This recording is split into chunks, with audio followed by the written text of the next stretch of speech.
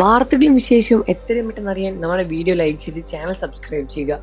സിനിമാലോകം ഒന്നടങ്കം കാത്തിരുന്ന ബ്രഹ്മാണ്ഡ ചിത്രമായ രാമായണത്തിന്റെ ട്രെയിലർ കഴിഞ്ഞ ദിവസമാണ് പുറത്തിറങ്ങിയത്.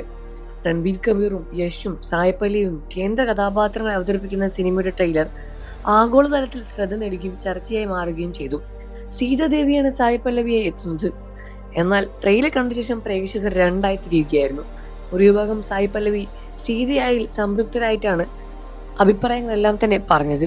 ഇതിലൂടെ സായിപ്പല്ലിയുടെ അഭിനയത്തിലും സായിപ്പല്ലിയുടെ കഥാപാത്രം മാച്ച് ആവുന്നില്ലായിരുന്ന തരത്തിൽ ഒരുപാട് വിമർശനം ഇതിന് പിന്നാലെ ഒരുപാട് കൂടിച്ചേർന്നു. കാർമേഘം പോലെ നീണ്ട കറുത്ത മുടിയും തങ്കത്തിന്റെ ശോഭയും ശരീരവിടവും മധുരഭാഷണവും വിനയവും സമുന്നയിച്ച സ്വാത്വിക ഭാഗമുള്ള സീതാദേവിയാണ് വാത്മീകിയുടെ കാവ്യത്തിലുള്ളത്. ബാഹ്യമായ ആഭരണങ്ങളെക്കാൾ പ്രകൃതിപരമായ ലളിതമായ സൗന്ദര്യം കൊണ്ട് അഴകേറിയ വാത്മീകിയുടെ സങ്കല്പത്തിലെ ആ വിദൂര്യത്തിന് പകരമായി പണത്തിന്റെ തിളക്കവും സാങ്കേതിക വിദ്യയുടെ മാത്രം കാണിച്ചു തരുമ്പോൾ വാത്മീകിയുടെ സീത ഒരുപാട് മാറിപ്പോയി എന്നാണ് പ്രേക്ഷകർ പറയുന്നത്. ഞങ്ങളുടെ മനസ്സിലെ ആൾ ഇങ്ങനെയല്ല എന്നും സായ് പല്ലവിയുടെ ക്യാരക്ടർ മിസ്മാച്ച് ആയി പോയി എന്നുമായ ദുഃഖകരമായ കാര്യങ്ങളാണ് പ്രേക്ഷകർ അപ്പോൾ തന്നെ സോഷ്യൽ മീഡിയ വഴിയും കമന്റുകളുമായെല്ലാം തന്നെ പറഞ്ഞ് രംഗത്ത് വന്നത്.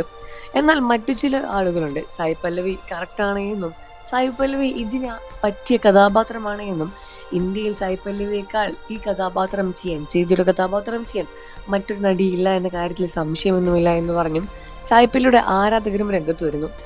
എന്നിരുന്നാലും വിമർശനത്തിന്റെ ആഴം കൂടിക്കൊണ്ടേയിരിക്കുകയാണ്. വലിയൊരു ദുഃഖകരമായ ഒരു കാര്യം തന്നെയാണ് സായ് പല്ലവിയെ സംബന്ധിച്ച് ഇത്തരമുള്ള വിമർശനം തന്നെ തേടിയെത്തുന്നത്.